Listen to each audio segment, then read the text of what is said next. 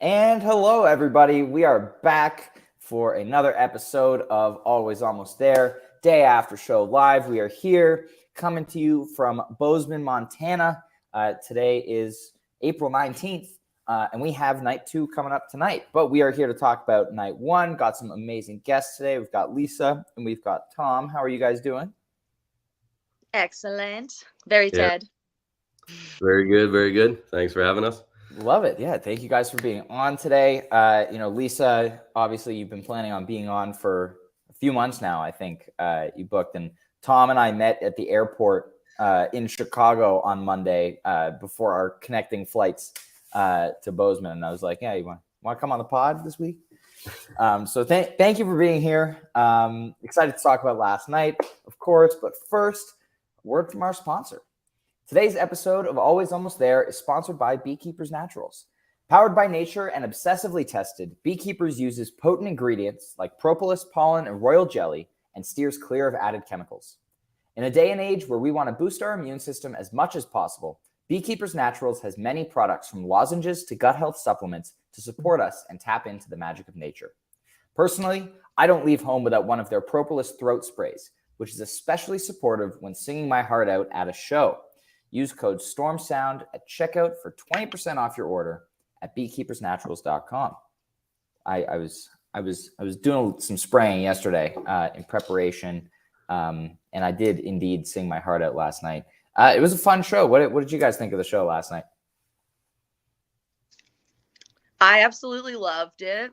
I think anytime there's a Jive 2 opener, it's going to be just a whole groovy evening, and that's what it was. Like it was a really, really good show, but I feel like it was just very groovy. It was a little bit like more laid back than some of the other like, ragers, like barn burners I've been to.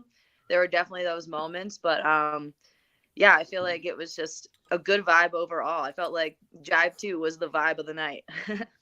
Love it. Tom, how about you? Yeah, I can agree with that. Yeah, love the Jive 2 opener. I think that Goose is setting the bar very high for themselves on this tour.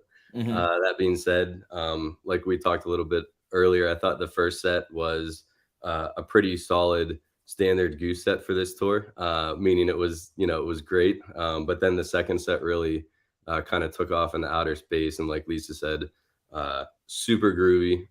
Everyone around me was dancing very hard and grooving very hard. So it wasn't the loudest crowd, but it was definitely one of the kind of grooviest crowds in terms of moving and getting into it that I've experienced on this tour. So yeah, definitely kind of like a disco groove type of a night for sure. But love it. I felt that it was very rock and roll last night. It was a big Rick night last night. I felt he was at the forefront of a lot of songs. But of course, everyone else was in very fine form. Let's start off with kind of your guys' experience getting into the venue, pre-show routine. Tom, why don't you go first? Talk to us about getting in, where you ended up, how you ended up there. Yeah, so this Bozeman trip has been great so far. I'm at the motel that's literally touching the venue, so I'm right next door. So yesterday I kind of hung out in line with people, just meeting people, talking to people. I'm soloing this run, so my first solo Goose shows.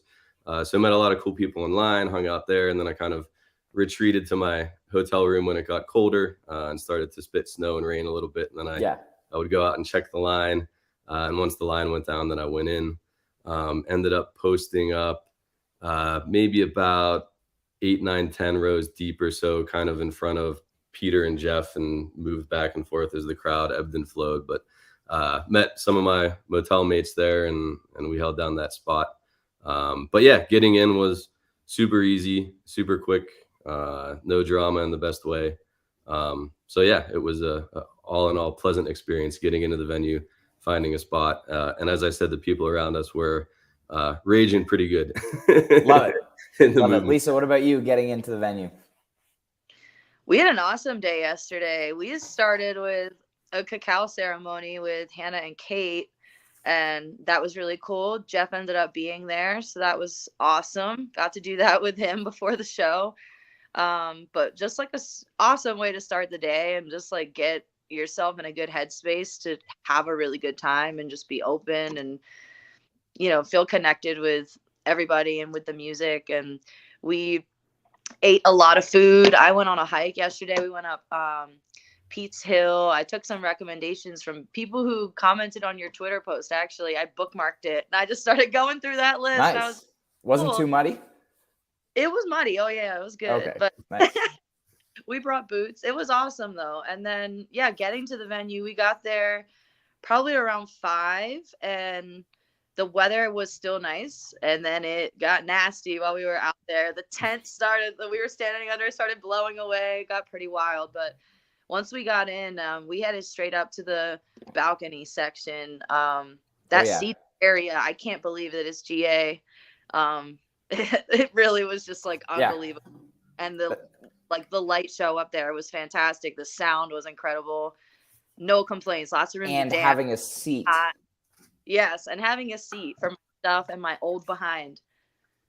I'm in pain today from as hard as I danced last night. The balcony was the balcony was definitely amazing. Obviously I love in a venue like this, the Elm is only 1,000 capacity, so it's pretty small. And so you're like pretty much on top of the band, but not like, you feel super close, but you're not like directly on top of them. Like you can still see the lights, amazing sound. And having a seat like for pre-show and at set break, like, being able to sit down is amazing. But the floor is great. Everybody coming tonight, don't try to come up to the balcony. The floor was good. We had some space, and like I said, the crowd was kind of moving and shifting around as they do, but I never felt squeezed or packed in, at least kind of in the first section of the floor. So it was a good time. That's good. I worry sometimes, you hear stories about smaller venues that they're playing these days being oversold and the floor being like insane and unbearable. So I'm glad that Montana has it together, not overselling it, giving people a little bit of breathing room. But this venue sounded amazing as well. It's only been open for a year and a half. And it, there's a very big difference between a venue built like a year and a half ago specifically for concerts versus a theater built 150 years ago that has been converted for live music. So the acoustics were amazing. You could hear everything clearly. Shout out to Eric Loomis, front of house engineer, for making it sound real good in there. A lot of Trevor up in the balcony, which we could feel it. I could feel it coming through my feet, even in the balcony. It was amazing. It was amazing. We were in danger of collapsing, but they come out, nice, just under 40 minutes after ticket time, I believe. But, get a Jive 2 opener. I feel like this is the first Jive 2 opener in a little while, but this is, phenomenal way to start off the show. A little clav action, Rick solo, but I love this song. Where were you guys feeling with the Jive 2 opener, Lisa? Jive 2 is the sexiest of the jives. I love it. I just Also feel like I said this earlier, but I feel like the whole first set felt like Jive 2. Like just that, even like, I know we're not there yet, but like even like Thatch was like a little bit slower and just like groovier than usual. And I feel like it just set the tone for that whole set. I loved it. It's my favorite Jive. Tom, what about you? Yeah, likewise, Jive 2 is my favorite Jive. I think it's the grooviest of the Jives, and that kind of set the tone, as we've been saying, rather than maybe a faster opener that gets everybody super jumping and bouncing around, right? I think Jive 2 gets everybody kind of locked into a good groove space. So I'll take that any day. And I think it's probably been a while since we've had a Jive 2 like that right off the bat, if I'm remembering correctly. But I love that choice as an opener. I think it's a good combination of getting the crowd going while still being able to ramp up into a set. You're not kind of going for broke right off the bat. So it left that set some room to grow and expand. And really that whole first set kind of left room to grow and expand into the second, as they oftentimes do. But the Jive 2 definitely set the theme for that. Yes. And then we move into this Elizabeth, little Chugel action happening. This to me was like where the rock and roll vibe really set in. This was just Rick, unleashing on the audience here. I think there was some heartbreaker CCPing happening from Peter in this jam. He didn't quite hit it as he did later on in the show. But this was just fantastic. They didn't go too far outside of the Elizabeth groove, but it was like 18 minutes long and just guitar rock music. And Rick was doing a couple of cool things. He was like cueing the band to do different modulations and builds and stuff with his talkback mic. But it sounded great from where I was. I thoroughly enjoyed this jam. Tom, what'd you think? Yeah, I like what the band has been doing with Elizabeth lately. To be honest, it's never been really my favorite song in a set. Good song, but between this one and then I was at the Ryman when they played Elizabeth too, and I felt that one really got the crowd going, really got it amped up. So I like how they're kind of sending Elizabeth to that place of a high energy jam. And I'm with you there. Rick hit some very cool themes partway through the jam that he was kind of taking the band on a ride for. Mm-hmm. I caught some teases in there too. I think I caught a Sinnerman lick in there. I need to go back and listen to it again, but just kind of real quick, heard Rick hit that one. I think Elizabeth, to me, feels like it's a song now that's building to something. Like they've been jamming it out, they've been taking it for a ride, and last night's was kind of more of a shred fest, right? Like I was saying, high energy. But I think it's got a lot of room to grow into maybe a big, super big notable jam one of these times. So I think that it's definitely on the verge of that. So I like the direction that Elizabeth is heading. I think it got the crowd amped up, injected the crowd with energy, the building with energy, very similar to Ryman. So I'm more and more looking forward to Elizabeth's in in sets as they continue to stretch the song a little bit. So it was a good one. Love it. Lisa, your thoughts on the Liz? You probably already know my thoughts on Elizabeth. I talk about this all the time, but I really think that Elizabeth has, kind of like what Tom said, just massive type 2 jam potential. Yeah. Like it just when it rocks used to every be single time. It used to be a pretty regular big vehicle up until kind of the end of 2020, and then they kind of stepped back with it a little bit, and there have only been a couple of big versions since then. But it definitely feels like it's coming back. Yeah, I'm ready for it to go there too. I'm right here for it, rooting it along. I feel like I have seen Elizabeth almost more times than any other song I've seen at shows. I see it frequently, and it's awesome every time. Last night was no exception. I thought for a second that they were going to take off and go somewhere dark. There was like little glimpses of it, and then Rick kind of reeled it back in, and it didn't quite go there. But I still thoroughly enjoyed it, even though it stayed in that type 1 space. Yeah, Rick was in shred mode last night. He wasn't. Yeah. He wasn't. There was some definitely cool dark builds happening in there, but you could tell he was going for peak after peak after peak. Shout out to the rhythm section here in this jam as well. Spuds and Jeff locking in on the dual drums. Trevor, of course, your big T and all. But they sounded amazing, especially the 2 drummers locking in on that groove. Like, again, we talked about with the Rockdale from last weekend with like that drum break in it, like locking in with the snare hits and a groove like that is not that easy to do. And so shout out to Spuds and Jeff for absolutely nailing it in this jam last night. Yeah, and I think that carried throughout the show as I was kind of revisiting it in my mind and making mental notes. Definitely Ben and Jeff and some of the rhythmic stuff they were doing. And really you could add Trevor in there too with kind of the rhythmic popping bass. And then Rick had some, kind of syncopated, choppy rhythms that he was playing throughout the night. And Peter on the clav. I'm sure we'll talk a lot more about the clav as this goes on. Yeah, it was a very rhythmic night. Yes. And speaking of clav and funky and rhythmic, next up we get Thatch coming again, another short gap. I don't think I'm ever going to get tired of seeing this song. It's been played 11 times. I've now seen 5 of them, I think. I just Thatch fucks. I love Thatch so much. And I will never get disappointed hearing that opening lick. Trevor just, threatening to collapse the whole building with bass bombs during this. Jeff hitting his, sample bomb thing all over this jam. More incredible clav work from Peter, and this song is just amazing.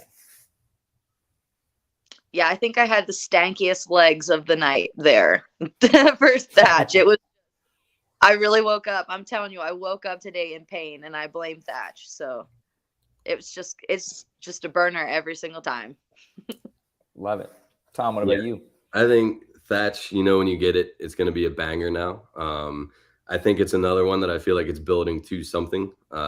It's still not that old of a song. They've been playing it a lot, stretching it out more and more. So kind of in the same vein as Elizabeth, I think we're probably going to get some sort of evil Thatch or something like that to go along with the grooves. But this is probably where I noted the most like rhythmic jamming when they drop into that jam, and Trevor's popping, and it's very clear and kind of cuts through, and he's kind of leading that section, and Peter's popping on the clav, and Ben and Jeff, and it's just such a beautiful rhythmic intense jam, and you kind of listen to all those different parts and imagine how difficult it is to hold all that together. That's kind of the beginning of that's jam for me right there. And then they take it and then they open it up to a really good space. It kind of breaks out of that super tight rhythmic zone and kind of opens up to a nice space. And they take us for a little bit of a ride there. And then Pete comes in on the piano, and then Rick kind of takes it back in the shred town again, which is awesome. So again, they've been playing this one a lot. So I feel like this one again is building to something that they can transition from that kind of funky rhythm into a shred fest, into something evil or different. I think we're on the verge of that. But yeah, I'll take a Thatch. Any show, you get up and move. I can't sit still while it's on. You can't. I think it's very hard to do that. So again, another big Thatch in the books for this tour. And I'd expect these just to continue and grow and get better and better as they go on. So yeah, amazing. After Thatch, then set closes with a very solid Turbulence. I like it in this slot a lot. Felt like last night's didn't reach as huge of a peak as some of the versions have, but it's still, I absolutely adore this song. And always happy to hear it. You guys have any thoughts on the Turbulence set closer? Yeah, I think it was interesting placement. A few interesting placements in this set. I feel like last year there were several Elizabeth openers. And then we kind of flipped that and had the Jive 2, and then you'd almost expect Thatch to be in the closing hole of set 1, but instead it's Turbulence. So I appreciate that the band kind of switched it around a little bit there. Good set closer. Again, this was, like you said, maybe didn't quite have the same build, but it was still kind of shred town there at the end with Rick going in the set break. So solid Turbulence version.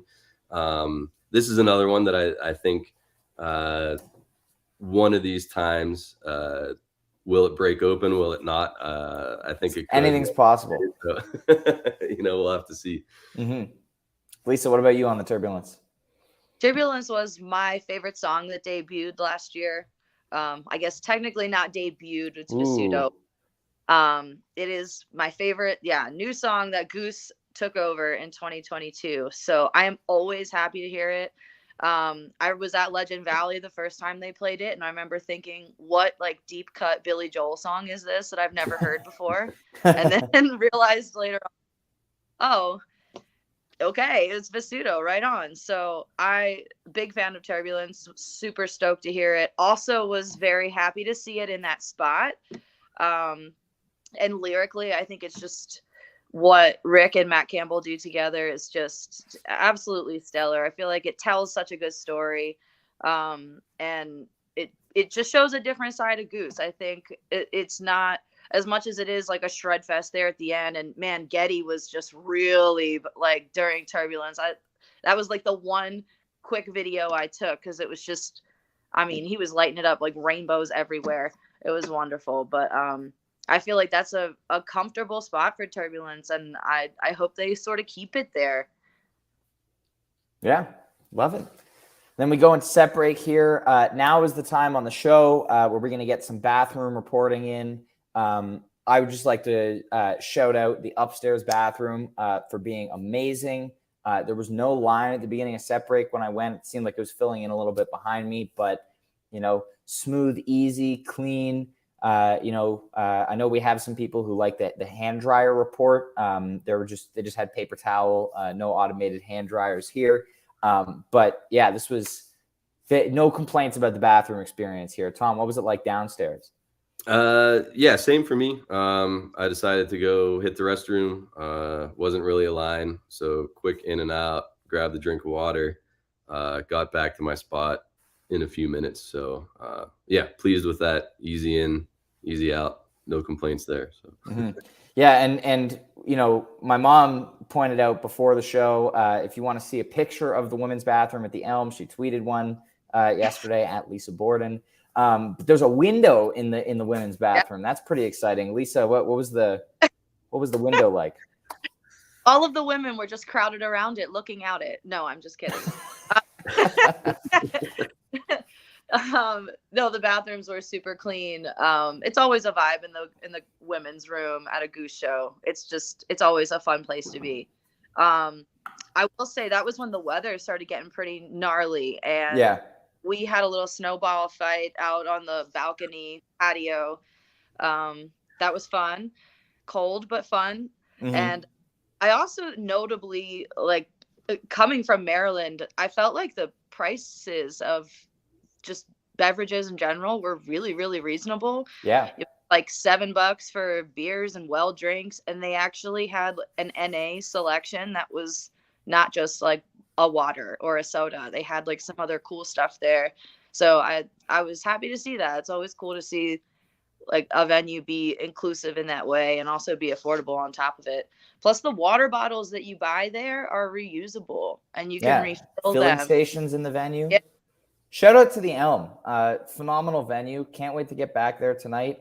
But yeah, everything about it is just amazing.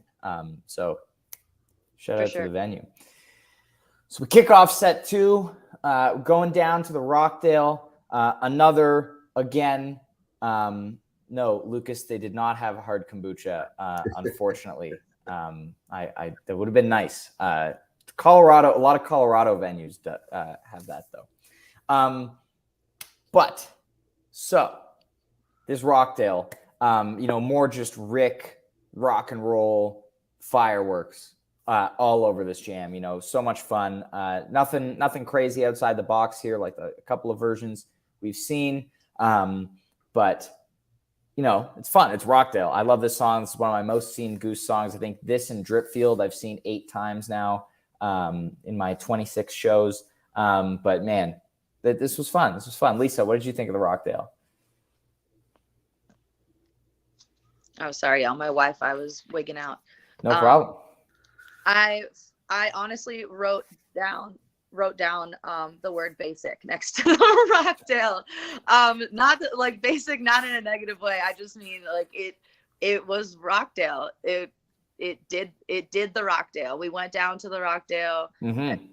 It was I again think that it's just the best spot. I know it's a popular encore spot. I love it as second song set opener or second set first song. I just feel like it again those songs are so important because they really do set a vibe.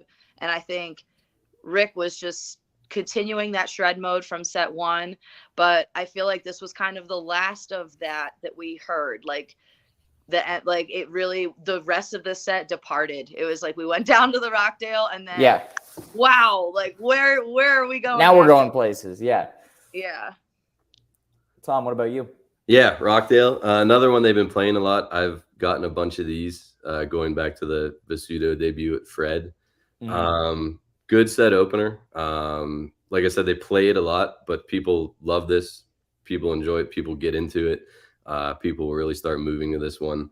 I think that the drop into the jam for Rockdale is consistently one of my favorite drop into the jam moments.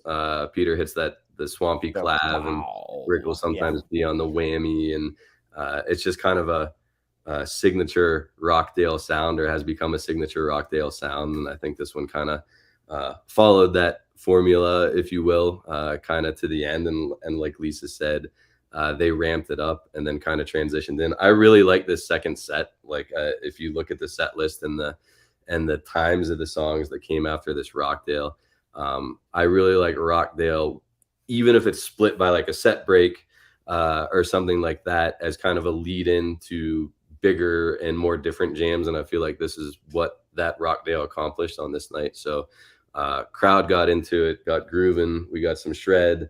There was some really good ebb and flow in this Rockdale. I felt like with Ben and Jeff, again, on the rhythmic side, that stood out to me. They were doing some very interesting things. And this is another one that I think is ready for like a really big breakout.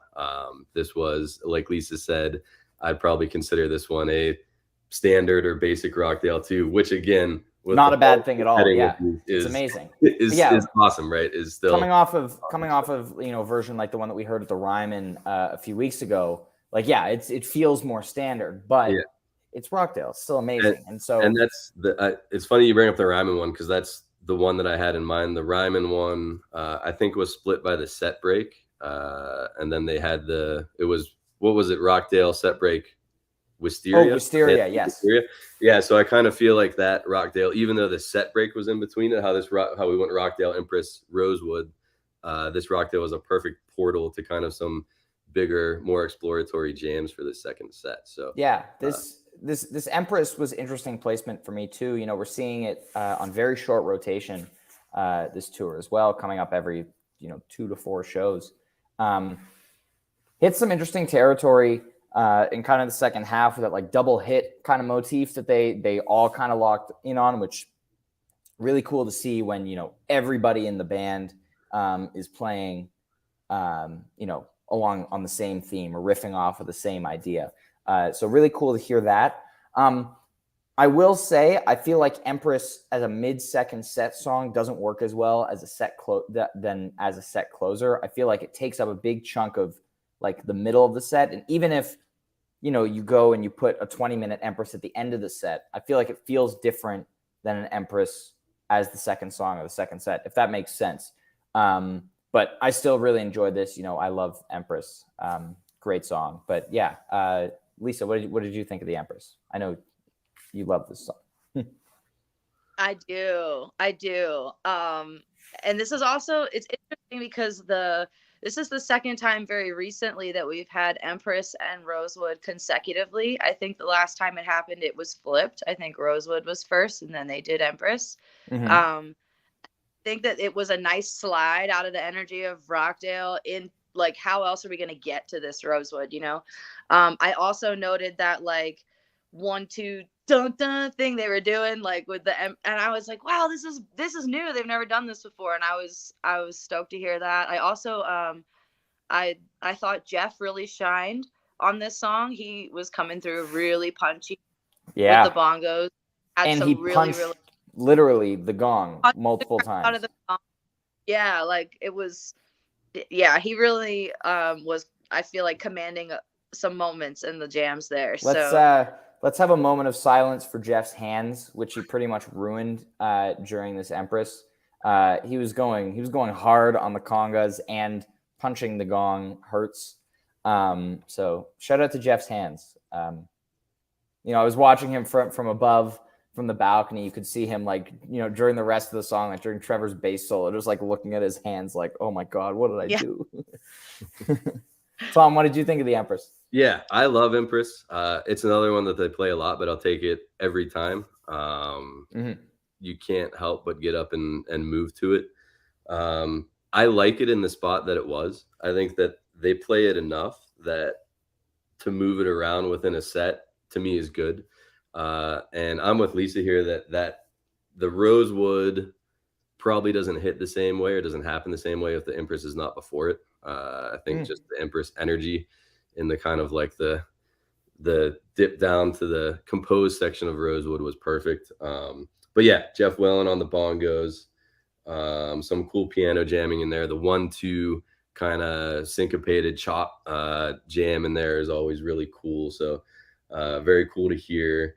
One thing I noted too is when they slid back into the song after the jam for the clap part, how they kind of slowed the tempo down so gracefully. I think that like Goose does those sort of things that are easy to overlook, but they're, you know, transitions back into the song and things like that. So that one was really cool how they, and I was watching Peter too, because he's there, and I knew the clap was coming up, and then he jumped up, and then the whole band just kind of like slowed down in perfect unison in that clap part. So that's always super cool to see and hear things like that.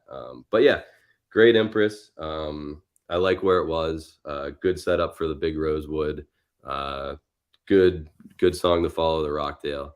I like Empress there. I think it's good that they're kind of moving it around the set list a little bit. Love it. So, yeah, we'll see. Love it. We'll see where it pops up next, right? Yeah. And then we get Rosewood, which is my personal jam of the night. Absolutely love where they went in this jam. You know, you get the first part, you get the Rosewood peak. Trevor's kind of sneaking in some more darker tones underneath Rick's solo here, which is really cool to listen back to. And then they get into this dark segment. And by dark, I mean like in tone, and shout out to Getty, who like completely threw down the lights. Sorry, I just want to dispel this right now. If Ryan Storm wrote the set list, Moby would be in much more regular rotation. Just letting you know that. But now I lost my train of thought. The Rosewood is amazing. You know, you have a rare time. We see all the time, almost every show, you know, Peter will be playing guitar on a song and he'll switch to keys during a jam. Last night during Rosewood, we saw that he picked up his guitar mid-jam, moving from the keys, you know, obviously as a prelude to him playing guitar during Weird Fishes. But I love that, you know, we got a big chunk of jamming with him on the guitar, which sounded so cool. You know, he was doing cool stuff with synths and on the keys, but hearing him then pick up the guitar and start laying into the funky rhythm stuff that he does perfectly complemented what Rick was doing and the whole tone of the jam. You know, we talked about on the pod a few days ago where there's that moment in the jam where Spuds kicks into that, you know, very propulsive driving beat. And it's like, okay, it's on. Like this is happening now. So man, this was a fantastic jam. Tom, what did you, Lisa, this was your other, obviously one of your favorite songs. You were very excited last night. You're like, am I on the pod tomorrow? Like, 'cause this is a good show. Yeah. I'll just say, like, there was probably a solid 5 minutes. I just had tears streaming down my face. It was just so beautiful. I think Rosewood is arguably one. All I Need's like my favorite jam, but Rosewood is definitely my number 2. Rick's tone is probably my favorite. Just that like bliss guitar sound he gets, kind of similar to like the like an All I Need in Bliss Mode. I just love that sound. I love the way it makes me feel. It's just so light and clean and airy. And then Peter comes in and just sweeps you away, and then it's like darkness, and I just love the contrast. Like Rosewood, it's such a massive jam vehicle, and I feel like last night was just it was in exceptional form. It was absolutely, for me as well, the song of the night, and just moving like in a very like emotional and spiritual way. I don't know why Rosewood hits me like that. I'm sure I'm not alone in that. I mean, it gets me right in the feels. And then it's kind of, I think a lot of the other songs, I had other notes that were more of like, like specific musical type things, and Rosewood was just like bliss. Just they're all. So, yeah, I'm still recovering. Love it. Tom, what did you think of the Rosewood? Yeah, this was song of the night for me, for sure. The lights were awesome. As you said, the band was awesome. I think the placement was really good. So I like Rosewood a lot. You know, when you get a Rosewood, you're going to get a killer jam too. But admittedly, sometimes if I'm in the zone and I'm really going, right, and then a Rosewood comes on, sometimes I feel like I'm not ready for it, or it takes me a few minutes to adjust to kind of the mellow or more bliss mood. But for whatever reason, last night, the Empress lead into that, I was ready for it. And when that Rosewood came on, popped into my head, this is exactly the song that I want to hear now. So very good placement by the band. That jam opens up with a lot of space. So some of the other jams we saw, particularly in the first set and the Rockdale, kind of go right in, and they're, you know, firing on all cylinders right off the bat. But this one starts out with a lot of nice space, a lot of open space. I think this jam's a really good example of a Goose full band jam. I think that every member was contributing to leading different sections. So let me check my notes here. So they kind of moved through some different sections. Ben and Jeff kind of hit like the drip-esque rhythm there for a little bit. They went through some more space. Trevor at one point got on the envelope filter again, and then the tempo started to speed up. And then we got a little bit of kind of like pseudo disco Rosewood jam, which was awesome. I was definitely moving and grooving to that one. You could hear Peter start to creep on some synth things, and then we had the drone start up, and that was great.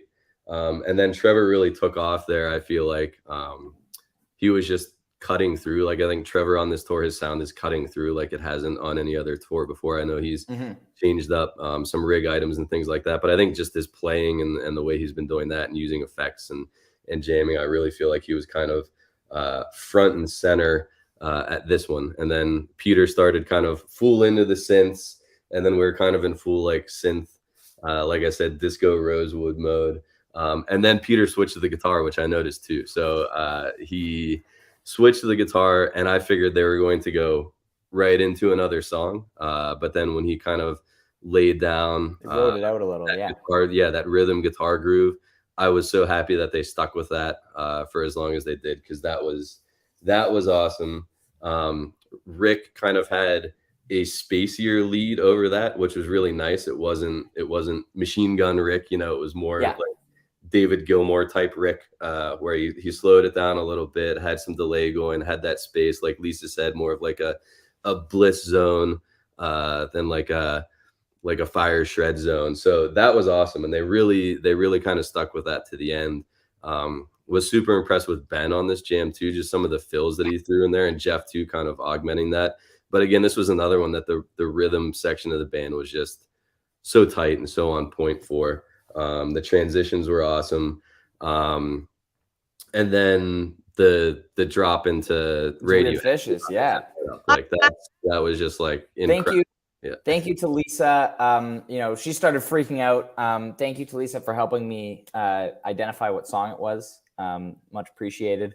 This is not a cover. I've listened to a ton, but I loved it. Thought it sounded great. You know, two guitar Goose, big fan of it. But yeah, Lisa, you were very, very excited to hear this one. Yeah, I always have like songs that I feel like are due. You know, I'm like Mas Que Nada, I was like, that's gonna happen. Yeah. This was not anywhere on that list, like no radar. So I love being surprised by Goose, because sometimes I feel like oh cool, like I called it, and then but I'm like, okay, but I don't know, I'd rather be surprised. And that was definitely I was blown, like could not believe it. And it was epic. That is an extremely challenging song on percussion, so shout out to Ben and Jeff, because it's a very, very difficult song. Rick's vocals were just absolutely beautiful. I loved it and did not expect to hear it, and I think it felt a little abrupt, but it worked, and it was a highlight for me, just for out of sheer shock and awe, and just to say that I was at that show. I was stoked to be there. Love it. Tom, what were your thoughts on this cover? Yeah, so I think we had 115 show gap for this one, so 11, 16, 21, right? Last one of these. So I think it's been long enough that it wasn't on anybody's list. And if somebody, you know, played it on Fantasy Goose or whatever, then they were going out on a limb. Hey, good for them. Yeah, this was super cool. Just the slide from Rosewood into this. Peter had the guitar, and like Lisa mentioned, rhythmically, this is an interesting song, not an easy song to play, and with the kind of two guitars too. But I love to see Rick looking at Peter and Peter looking at Rick during the intro and the outro too, to kind of get their timing and sync up. So very like intense in the most beautiful way. And this is really, you know, one of the things that I think sets Goose apart as a band from everybody else is they can go out and they can lay down something like that Rosewood jam, and then they can come in and play a radio song or Radiohead song with great vocals and double guitar parts and all that rhythm that comes with that. So I think, you know, a song like this really just kind of shows you their flexibility and their chops and just some of the different styles that they could play. I love it. Yeah, I like the placement of it in between Rosewood and Redbird. Kind of if you're going to have a little break from some big jams, why not have it be this song, big bust out. So was definitely not expecting this one, but definitely glad that we got it. I thought it was tight. I thought it was clean. And yeah, the look at for the outro, that because I was watching Rick look at Peter, just, you know, the two of them, they were like, it was so intense. Like I felt like, you know, Rick was going to burn a hole through Peter by staring at him. And then they nailed it and they finished. And then Rick turned around and gave a big smile. And I love it. Great. So the intensity was. And then after Weird Fishes, you know, I don't know what I was expecting. Redbird was not what I was expecting. Felt like a short gap as well. You know, it coming around again. And also, I like the placement of it being really late in the set. You know, on the written set list, it was originally supposed to close. We got a nice, you know, Redbird's been going a lot of places in not a lot of time on this tour so far. And here we get this full heartbreaker jam. You know, there was, you know, Peter starts playing it. And then Rick was like, you know, dancing around the riff, like he would play part of it and then keep soloing, whatever. And then when he finally hit the full riff, it was like, you know, really amazing moment. More of that rock and roll Goose getting in there with this. And then, you know, while I was a little bit disappointed to hear the segue into Butter Rum happening, I was kind of hoping they would keep that jam going for a little while longer. But this was it was a really cool segue, very well executed, you know, by Rick, and then Spuds gradually changing his beat into the Butter Rum beat. You know, fun way to close out the set. And then Fifth of Beethoven encore, nice and funky, more clav, more fun. But this was a great way to close out the show. Tom, what did you think of these final three songs? Yeah, so I think the Redbird, I thought this show as a whole kind of highlighted like the dynamics of contrast. So loud, quiet, fast, slow, things like that. So this Redbird started out pretty open. Trevor back on the filter, which was cool. Rick kind of back on that open, more spacier lead. And then they drop into the Zepp theme and just rode that into the Butter Rum, which was awesome. So yeah, the Peter hitting the heartbreaker on the piano and then Rick's lead over top of that was great. I think this was good. Like I've heard you talk about efficient jams on the show before here. So I think this was a good, efficient Redbird. I think they timed it well. Like you, I like the placement of it. Transition in the Butter Rum was really cool. Just like it, on a bigger scale than the Empress, right? They take something that's slow and speed it up, or fast and then slow it down. So this is a good example of how they do something like that. So yeah, I like this Redbird. Not the biggest one we'll get, but I thought it was concise. I thought it was tight. I thought it was efficient. And I thought it managed to go a couple different places in the 12 and a half minutes that it lasted. So yeah, I'll take it. I like it. Love it. Lisa, your thoughts on the end of the show?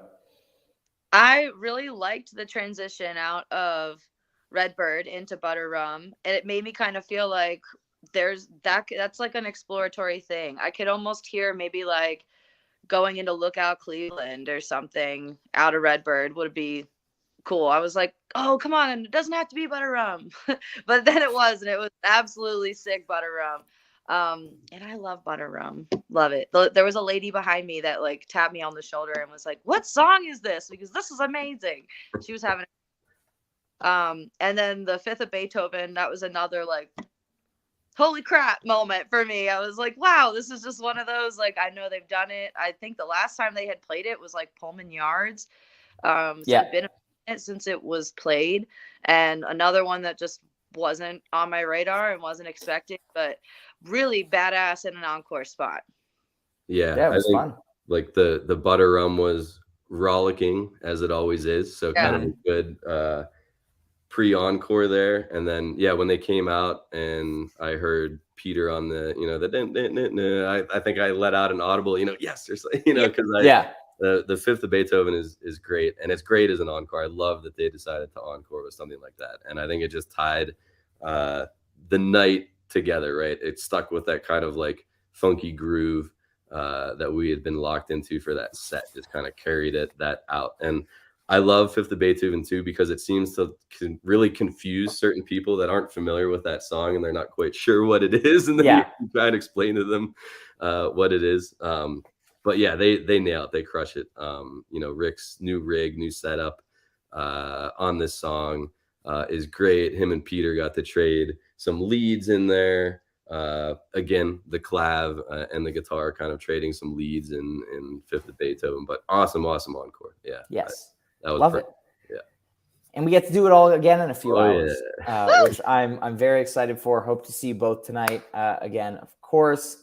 Thank you so much, Lisa and Tom, for coming on the pod today. It has been an absolute pleasure getting to recap last night with you guys. So thank you for being here. Likewise. Thanks for having me. Yeah, of course. Thanks for having us. We'll do it all again tonight. So yes, we will. Everybody, of course, let us know your favorite moments from last night if you haven't already. Tom, we did have a question. Tom, are you on Twitter? I am not. So I think I'm finally going to have to, because I've been going to enough of these shows and meeting enough people that are you on Twitter or are you on Instagram? So I think I'm finally gonna have to break down and get on some sort of come join the BG party, yeah. So soon, stay tuned. I'll let Ryan know if and when I am, and then he can let folks know. So perfect. All right. Well, you guys enjoy the rest of your day. Of course, I will see you at the show tonight. Everybody else, enjoy the rest of your day. Of course, we'll be back here tomorrow to recap tonight. I will be somewhere in between Bozeman and Boise, where hopefully there is cell reception good enough to do a podcast, but we will find that all out tomorrow. Of course, 3:30 Eastern, 1:30 Mountain Time. It's going to be fun. Happy Bicycle Day to those who celebrate.